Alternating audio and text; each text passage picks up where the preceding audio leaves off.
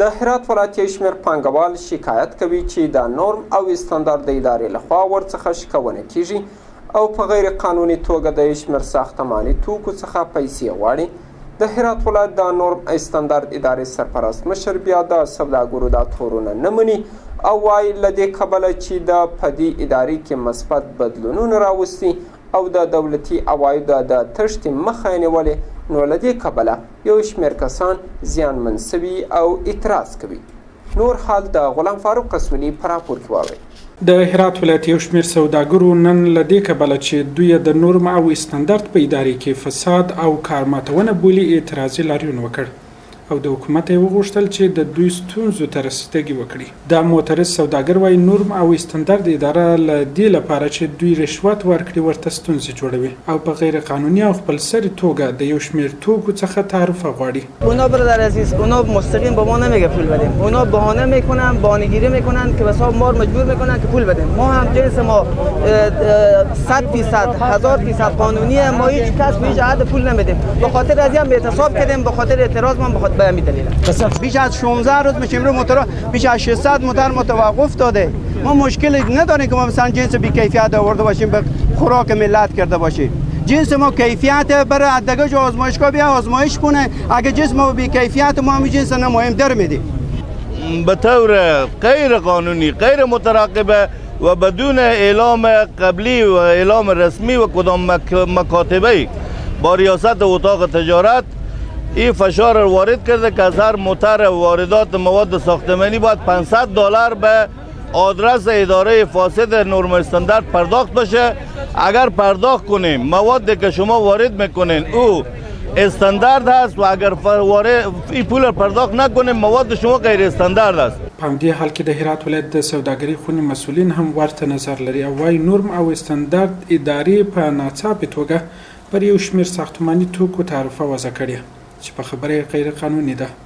د سوداګرۍ خونې رئیس: یک ماه گذشته بحث کوالیتی کیفیت مواد ساختمانی در هرات تطبیق شد.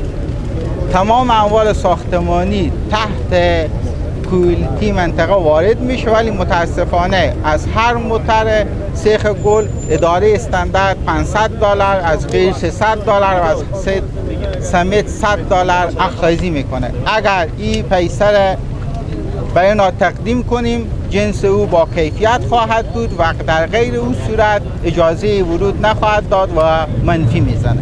د هرات ولایت د نورم او استاندارد ادارې سرپرست مشر چې تازه په دې دنده ګمارل سوی بیا دا تورونه نه مني او وایي له دې کبله چې یو شمېر مثبت بدلونونه یې په دې ادارې کې راوستي نو د یو شمېر کسانو د غوسې لامل سوی دی. یک کسی که نو میخواهد کار بکنه، میخواهد که تغییرات مثبت بیاره، میخواهد که کار بکنه، میخواهد که اصلاحات بیاره، بدون شک سر از او توطئه میباشه، سر از او مردم اتهام میبستن. ولی ما من حیث مسئول در این مملکت، من حیث از اینکه مسئولیت زیربنای کیفیت افغانستان به دوش داریم، ما باید جدیتر عمل بکنیم، چرا که مردم ما حق دارن که از جنس با کیفیت استفاده بکنن، مردم ما حق دارن که مسئول زندگی بکنن و ما چیزی که طرز العمل است، چیزی که قانون است، ما سر اونا تطبیق میکنیم. د بل خوا د هرات ولایت د والي بیان وایي دوی دا ستونزه د اړوند چارواکو سره په ګډه څېړلې او هڅه کیږي چې د قانوني لارو چارو ورته د حل لار پیدا کړي.